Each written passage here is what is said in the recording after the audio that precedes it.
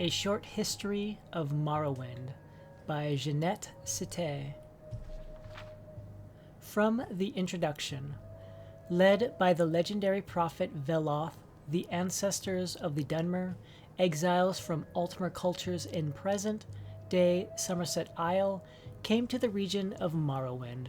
In earliest times, the Dunmer were harassed or dominated by Nord Sea raiders. When the scattered Dunmer tribes consolidated into the predecessors of the modern Great House clans, they threw out the Nord oppressors and successfully resisted further incursions. The ancient ancestor worship of the tribes was in time superseded by the monolithic tribunal temple theocracy, and the Dunmer grew into a great nation called Resdain. Resdain was the last of the provinces to submit to Tiber Septim. Like Blackmarsh, it was never successfully invaded and was peacefully incorporated by treaty into the Empire as the province of Morrowind.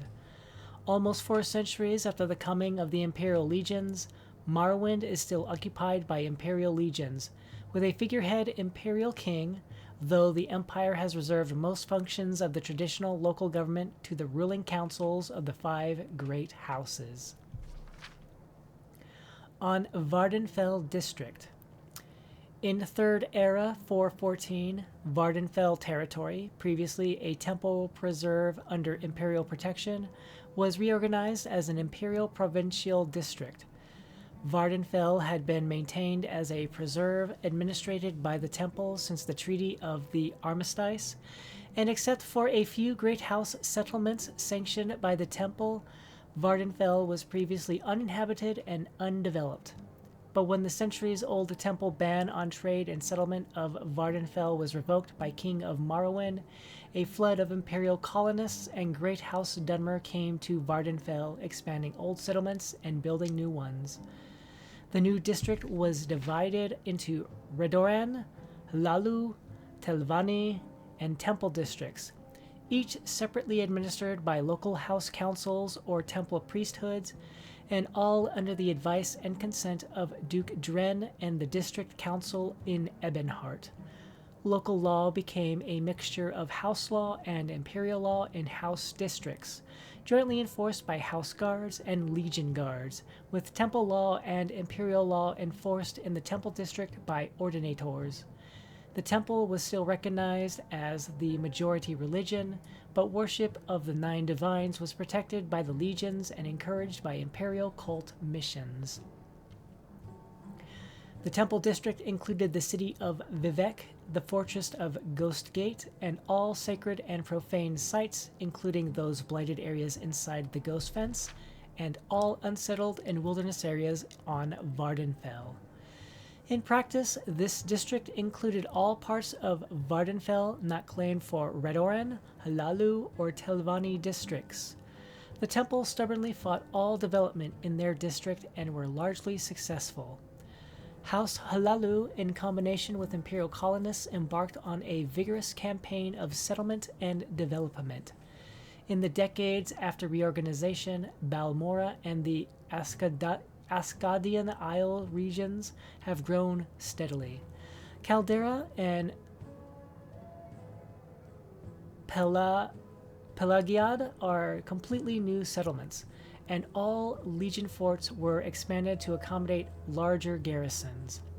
House Telvanni, normally conservative and isolationist, has been surprisingly aggressive in expanding beyond their traditional tower villages.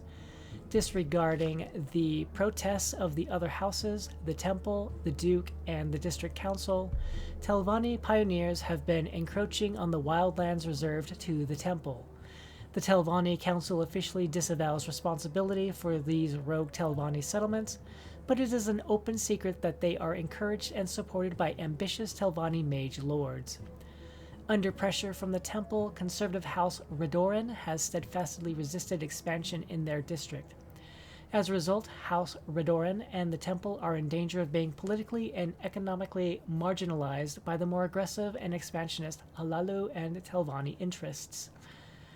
The Imperial administration faces many challenges in the Vardenfell district, but the most serious are the Great House rivalries, animosity from the Ashlander nomads, internal conflicts within the temple itself, and the Red Mountain Blight.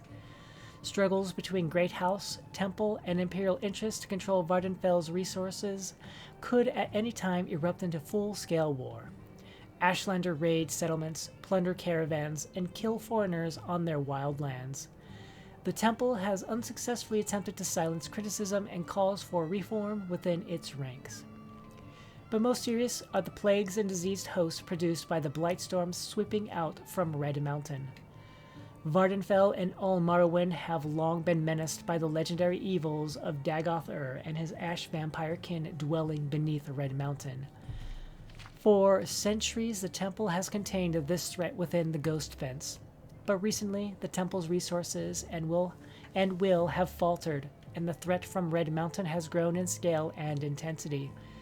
If the Ghost Fence should fail, and hosts of blighted monsters were to spill out across Vardenfell's towns and villages, the Empire might have no choice but to evacuate Vardenfell District and abandon it to disease and corruption.